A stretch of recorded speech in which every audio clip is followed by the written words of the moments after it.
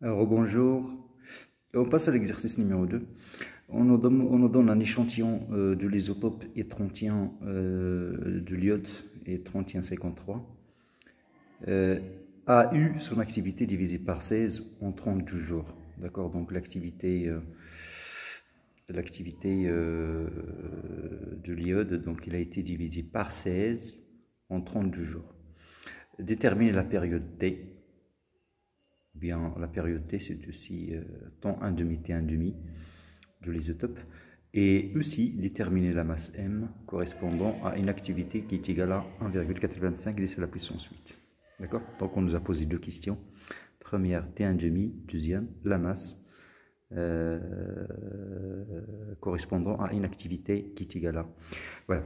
Alors, bon. Ok. Alors, première chose, donc on va d'abord rappeler quelques points du cours. Donc, on doit rappeler que A, c'est égal à lambda fois N. On rappelle que lambda, c'est égal à ln de 2 sur T1 demi. Donc, voilà. On rappelle la loi de la radioactivité. Et on vous rappelle aussi le nombre. Le nombre de noyaux, c'est égal au nombre de moles fois le nombre d'Avogadro. D'accord. Donc ça, c'est une relation que vous devriez déjà connaître. D'accord. Le nombre de noyaux ou bien le nombre de particules, c'est égal au nombre de moles fois le nombre d'Avogadro. Et puis vous avez aussi cette relation très connue également qui dit que le nombre de moles, c'est quoi? C'est la masse divisée par la masse molaire. Très bien. Alors voilà, maintenant on va voir quelles sont les données qu'on nous a données. Alors la première chose donc, qui a été précisée dans l'énoncé, c'est que l'activité a été divisée par 16 en 32 jours. Ça veut dire quoi? Ça veut dire que l'activité à l'instant T est égale à 32 jours, divisé par l'activité initiale, ça doit être égal à 1 sur 16. Donc voilà, donc ça a diminué 16 fois. Okay, ça a diminué 6 fois. Ok, parce que vous savez que l'activité, ça diminue avec le temps. Okay, ça diminue, ça diminue, ça diminue. Donc, au bout de 32 jours, on retrouve le 1/6 de l'activité initiale. Donc, voilà, c'est ça. Donc, la première chose qu'on nous a donnée. Eh bien, je peux aussi l'écrire comme ça. Donc, l'activité à l'instant 32 jours, c'est égal à l'activité initiale fois 1/6. D'accord? Donc c'est 1/6 de l'activité initiale. C'est ça ce que ça veut dire. Voilà. Et puis, ici, on va travailler avec de l'iode. L'iode, donc, il y a ça qui va nous intéresser aussi. Vous avez 53. 53, qui, rappelez-vous, c'est le nombre total de nucléons, d'accord, de l'iode. Donc il va intervenir ici notamment. Donc rappelez-vous, le A en fait c'est le nombre de masses, donc ça correspond à la masse molaire. Donc ça c'est à savoir. Et puis on nous a donné une activité qui est égale à 1,85 10 à la puissance 8 bicurel. Bon, ça c'est non. Alors qu'est-ce qu'on nous demande dans un premier temps? On nous demande de déterminer le T1 demi. Ok. Donc parfois on dit temps 1 demi, parfois on dit période, donc on a le choix. Donc on va chercher quoi est égal T1 demi. Alors pour trouver T1 demi, donc je vais utiliser voilà, la loi de la radioactivité. Voilà, donc j'ai quoi? J'ai A est égal à A0 exponentielle, plutôt 2 fois. Donc on a 1 est égal à A0, 2 à la puissance moins T sur T1 demi. Et puis, je vais remplacer A par A0 sur 16. Donc, ça veut dire que A0 sur 16,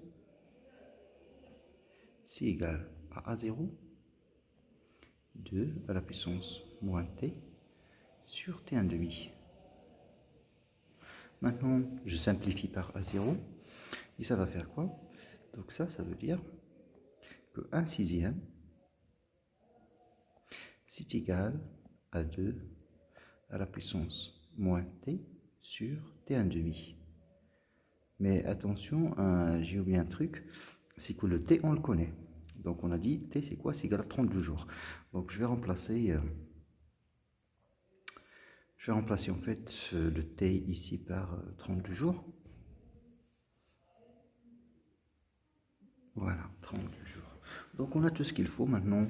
Maintenant, je vais appliquer un logarithme. Hein, je vais appliquer un logarithme ici. Donc ça va donner ln de 1 sur 16. C'est égal à ln de 2 à la puissance. Et ça, c'est quoi? C'est moins 32 sur t1 demi ln de 2. Et c'est-à-dire que t1 demi, ben, c'est égal 32 fois ln de 2 divisé par ln de 16. Donc on fait une application numérique et voilà, on trouve l'unité. Bien sûr, on n'oublie pas, on travaille avec le jour, donc ça reste t1 demi si on jour. Alors maintenant, on nous demande la masse qui se trouve correspondant à l'activité, d'accord? Donc la masse qui correspond à A égale. Alors pour trouver la masse, donc je vais commencer par appliquer la première relation, d'accord? Donc on a A, on connaît A, donc c'est égal à lambda fois n, et lambda je vais la remplacer par ln de 2 sur t1 demi qu'on vient de déterminer. Donc t1 demi on la connaît, fois quoi? Et bien fois n. Alors n, je vais le remplacer par quoi? Par n fois na. Donc c'est na, le nombre d'Avogadro, fois petit n. Et petit n, je vais remplacer par petit n sur grand M. Et voilà, donc ici, ce que je cherche, c'est petit m. Donc je cherche petit m. Alors je trouve petit m égale, voilà, c'est égal à A, on connaît à quoi est égal. Donc fois t1 demi, on l'a déjà déterminé, fois la masse molaire. La masse molaire, rappelez-vous, c'est 53. Alors là, il faut faire attention, par contre. Donc divisé par quoi? Divisé par ln de 2 fois le nombre d'Avogadro. Pour m, on avait dit ici 53. Attention, c'est en grammes par mol. Donc ici, il faut convertir, il ne faut pas garder le gramme. Ok? Donc c'est 53, 10 à la puissance moins 3 kg par mol. Bien sûr, il faut travailler en physique, donc on travaille en kilogrammes et non pas en grammes. Donc Na, on la connaît, c'est 6,02 10 à la puissance 23 mol moins 1, le nombre d'Avogadro, très connu. Et voilà, donc on a tout, on a des bon. Alors l'activité, donc on a donné l'activité, donc c'est en bicurel. Alors là justement, là pour T1 2000, il faut faire attention aussi. Hein, il faut faire attention, ça doit être en secondes. Alors là, on l'avait déterminé en jours, mais maintenant il faut convertir. Donc ici, il faut convertir en secondes. Donc joule en secondes. Alors jour, pour passer du jour à la seconde, donc d'abord on multiplie par 24 pour passer du jour aux heures. Après on multiplie par 3600 pour passer de l'heure à la seconde. Okay? Bien, donc après on fait l'application numérique. Donc, et bien sûr le résultat ce serait en kilogrammes. D'accord? On vient de déterminer une masse. Bien.